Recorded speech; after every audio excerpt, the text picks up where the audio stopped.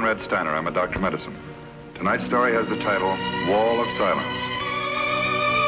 Guardian of birth, healer of the sick, comforter of the aged.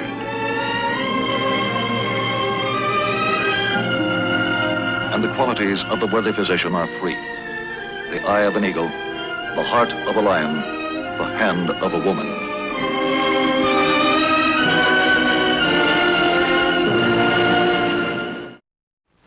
The object in point, a microscopic cross-section of a neuron, a nerve cell. The case in point, Frank Elwyn Summers. He's 49 years of age, married, and a father.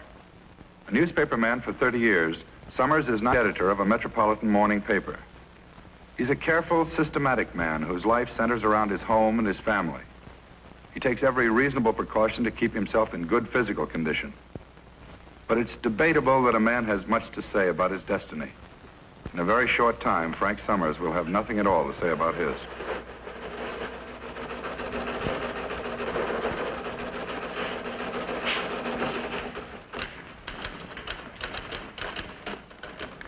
You want to check this wire copy, Mr. Summers? Mm-hmm. That's all there is. You can go on home. Thanks. Good night. Night. Right, Frank. Night.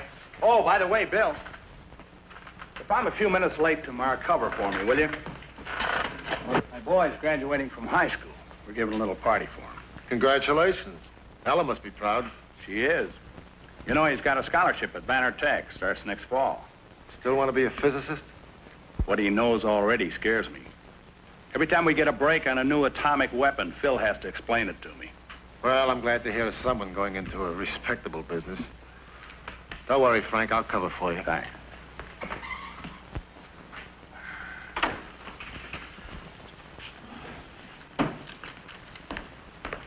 Hi, Frank. Hi. Say, Frank, wasn't that Harrison from the wire service that came up to see you tonight? Mm-hmm. Excuse my asking, but was it about a job? There's an opening in the Paris office. Are you going to take it? No, it's not for me. You go 3 months, 6 months, you might be looking for a new job.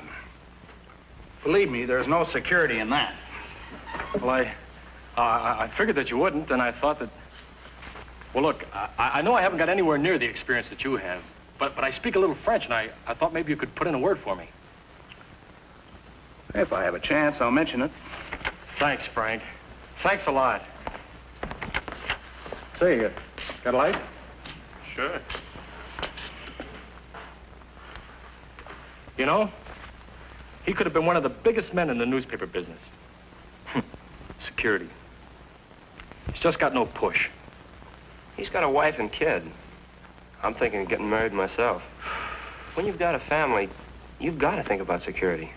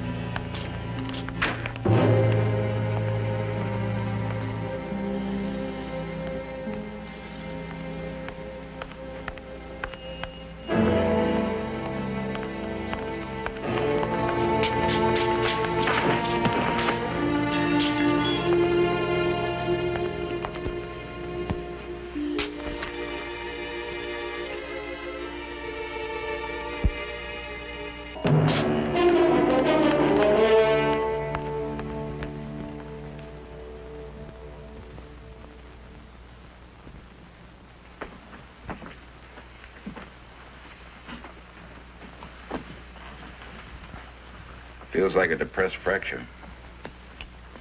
Hemiplegia. Concussion, possible depressed fracture, probably an extradural hematoma. Prepare a cut down. We'll get some whole blood going. You're going to elevate the fracture. Well, he's in shock.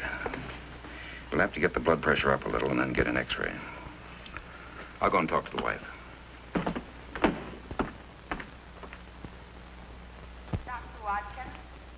Dr. Watkins? Mrs. Summers? Yes.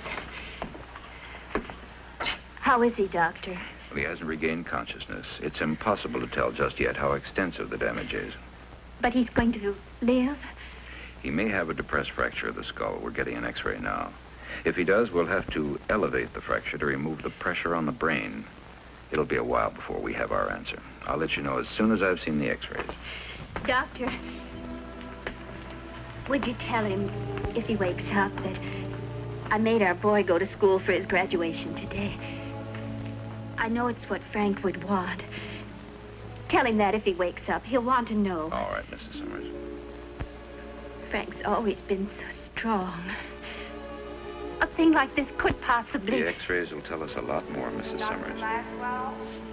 Dr. Laswell? They must have hit him with a sledgehammer.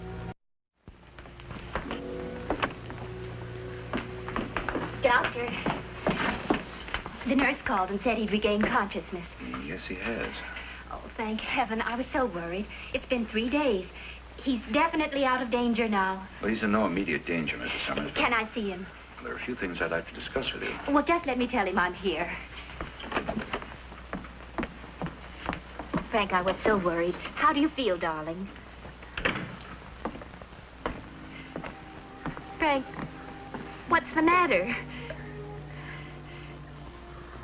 Doctor, what is it? I tried to tell you, Mrs. Summers.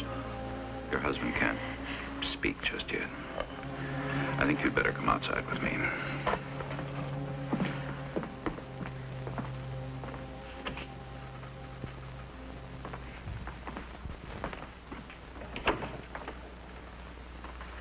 Why did they tell me he'd regained consciousness?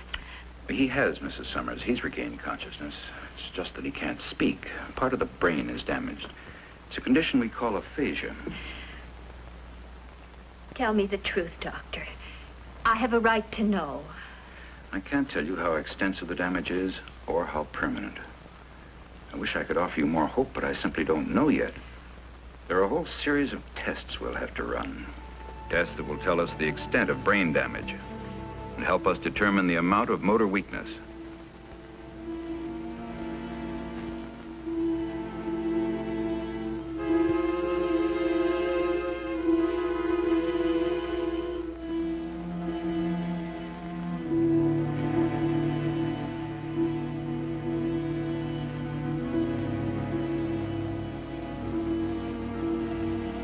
Tests to determine whether his intellectual activity is impaired. Some of the disability may be expected to disappear spontaneously. Some damage may be permanent.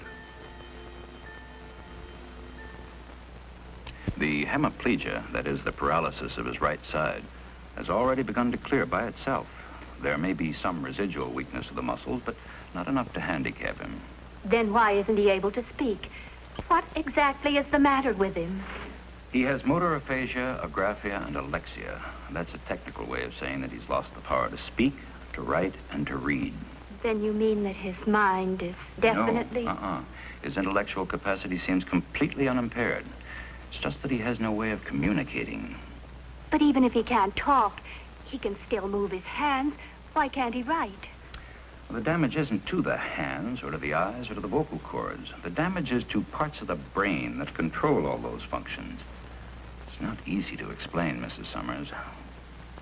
Look, think of the brain as sort of a central exchange in a telephone company with thousands upon thousands of connections going to every part of the country. Now, when the lines are functioning properly, you can establish instantaneous communications anywhere. When there's an accident to the switchboard, communications break down. That's a very rough analogy because the human brain is infinitely more complex than any telephone switchboard. How can everything break down without his mind being destroyed? There are many parts to the mind, many functions. A baby's mind starts as a blank. Everything we learn forms a kind of pattern on the neurons, the telephone wires of the body. Hearing, seeing, speaking. Any skill we learn gradually builds up definite pathways in the neurons so that the activities become almost automatic.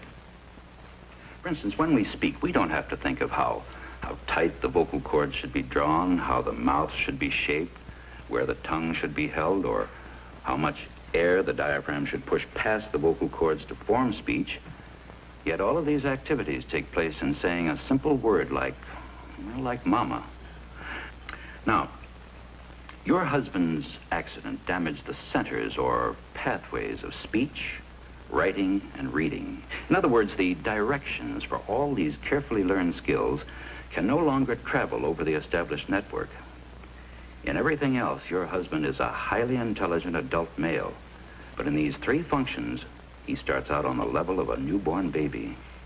You mean he'll have to learn to think all over again? You're confusing thinking with communicating, Mrs. Summers. They're quite different. A child sees a hairy, four-footed animal.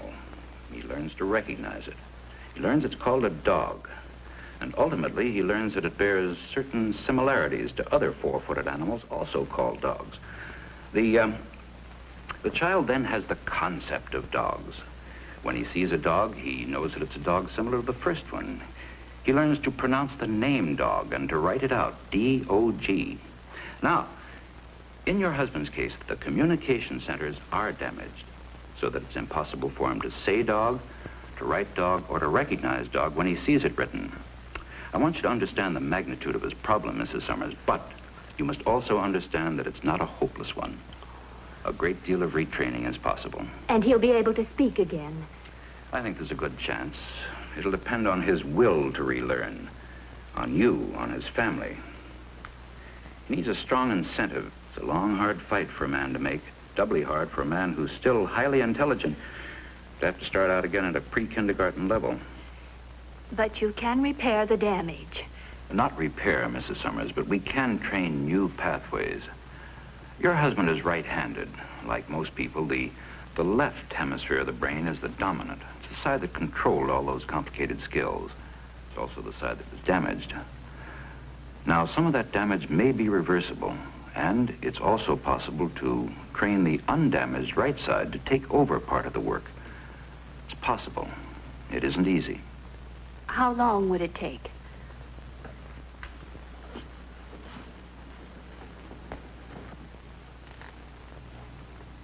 With luck, perhaps a year.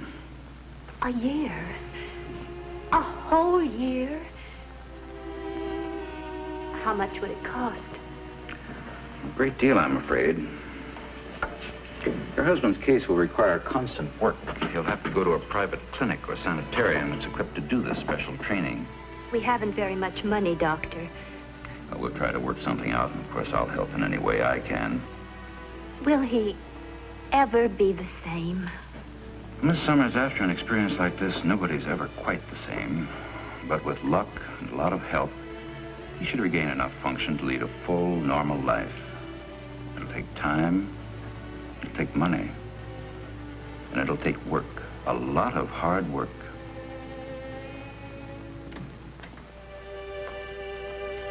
Dad.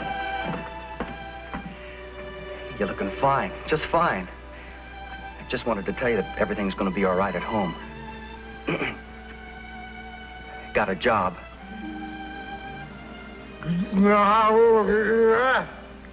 I know you count on me going to college, Dad, but there'll be plenty of time for that later, honest. It's a good experience for me to do a little work. You know how you're always trying to tell me the value of a dollar? How I got a chance to learn. Mom has talked to them at the book department at Almaris. She wants to work part-time. You just get yourself well, Dad. We're doing fine, just fine. And we want you to come home real soon. Well, I'll see you later, Dad.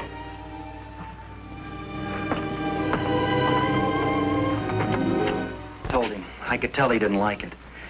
Doctor, there must be something you can do. It's horrible to have to look at him like that, just lying there. It's pretty horrible for him, too, Phil. He's trapped behind an invisible wall, unable to say a thing to a single living soul. It's very lonely. I know that. I told him it doesn't make any difference about us, about how I feel. His rehabilitation and retraining can start next week at the sanitarium. His first problem will be to regain the use of his right side. This part, the process of regaining the strength of the muscles, is relatively easy. As the edema in the brain subsides, much of the movement will return spontaneously. He'll probably never regain 100% use of his right hand, but the paralysis is clearing rapidly. Here he meets other aphasics and learns that he's not alone with his problem, that he's far luckier than some whose damage can't be reversed.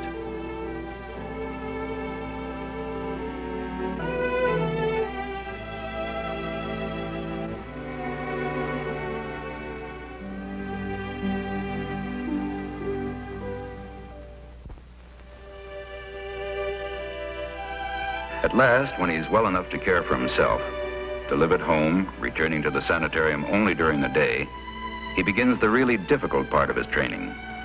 Cup.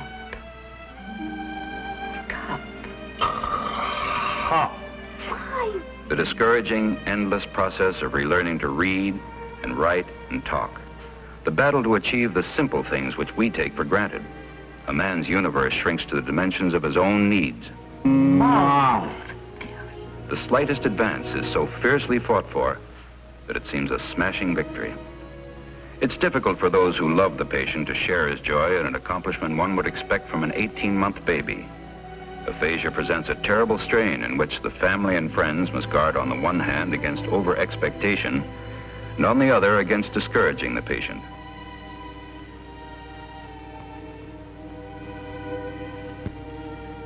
Hello, I'm fine. Hello, I'm fine. That's excellent, but I think we'd better stop. Better not overdo. Hello, I'm fine. Hello, I'm fine. Hello, I'm fine.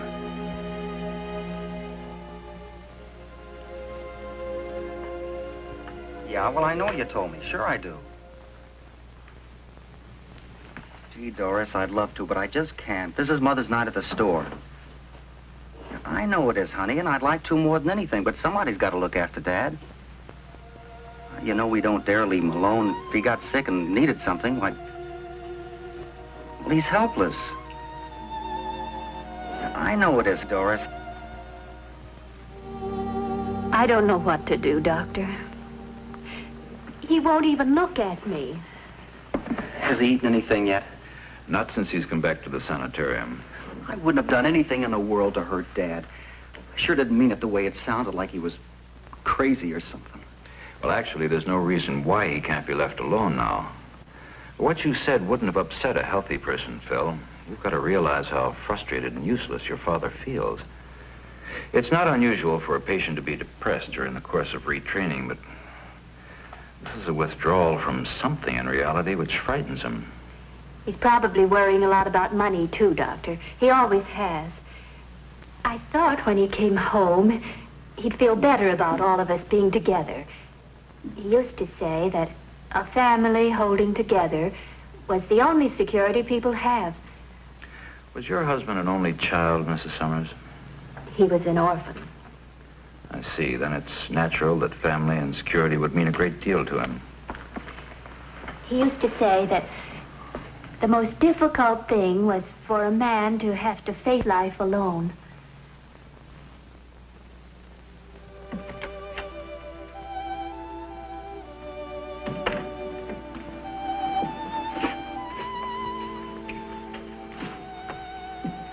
Good evening, Mr. Summers. You're feeling very sorry for yourself, aren't you? You've had a tough break. Now you're all alone. If you'd been hit a little lower and a little harder, you'd probably be dead, but you weren't. And now you feel you're a burden to your family. You're all alone behind a wall of silence. And you are alone. Every man is alone. But you're in a position to realize it. Our whole lives are spent in trying to build up security, Mr. Summers. Security is our mother, our friends, our business associates, our wives, our children. But actually, every man is all alone. He's connected to his friends and family by a series of tenuous little nerve pathways. You've seen how easily these pathways can be damaged. Each man must live within himself. His security must be built within himself, in his own mind. Once a man has security within himself, nothing can shake it. I don't say that the things outside aren't important. But until a man has inner security, he can't fully appreciate his friends or his family or the world. You'll be able to reestablish contact with the outside world, Mr. Summers. You keep working the way you've been working and you'll be out of here in a few months. But until you reestablish contact, you've only yourself. You might almost regard it as an opportunity, Mr. Summers. So many people go through their entire lives without ever getting to know themselves. Miss Blanchard will expect you in speech therapy in the morning.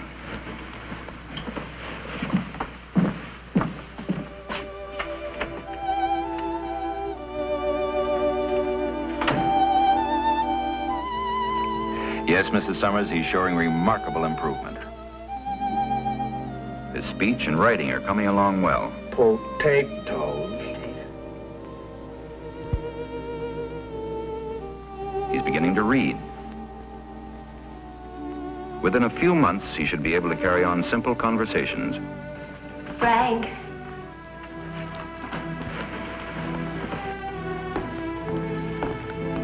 Hello, Ella. I'm glad to see you.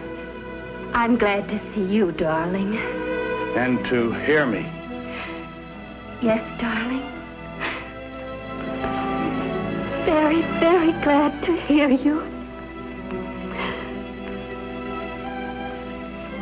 I'm glad he finally decided to go back to the paper. For 3 months, Doctor. That's as long as he'd agree to. After that, he's going to try the wire service job. I'll take these down to the car, Dad. All right, Phil, thanks. Frank, you've made a remarkable recovery. I don't have to remind you how hard the struggle was, and it's not finished yet. You've got to expect a lot of emotional problems. No matter how well you adjust, it may be difficult for others to readjust to you, even at your old job. When you talk about going to a different country and plunging into something new... I plunged into something entirely new over a year ago. You're right, Doctor. It wasn't easy. But I learned something along the way, or you taught me something. Security is inside. I'm going to do what I've always wanted. At least on a trial basis. Now, maybe it won't work. Maybe I can't handle it. And maybe we won't like Paris. At least I can say I tried. Well, I'd advise you to wait and see how you make out at the paper before you come to any decision. You have your family to consider, too. Oh, I think every man deserves a chance, Doctor. Even a long shot. We're going to sell the house. I've had 2 good offers for it already. They're giving Phil his scholarship despite the delay. He goes to college next month.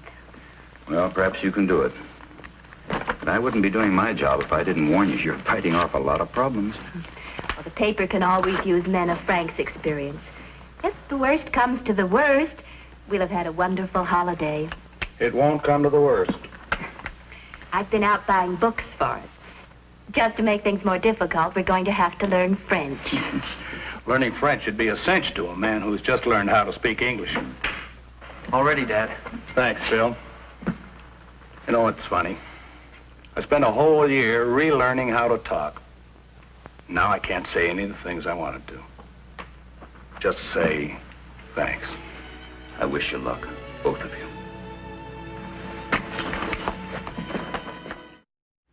Thousands upon thousands were doomed to live out empty, useless lives, bedridden, helpless, and alone. Medical science has no ready answer for the problem of damaged brain cells. There is still much need for more research, more trained personnel, more facilities. But work is continuing, and every day more and more aphasics are finding ways to break through their wall of silence.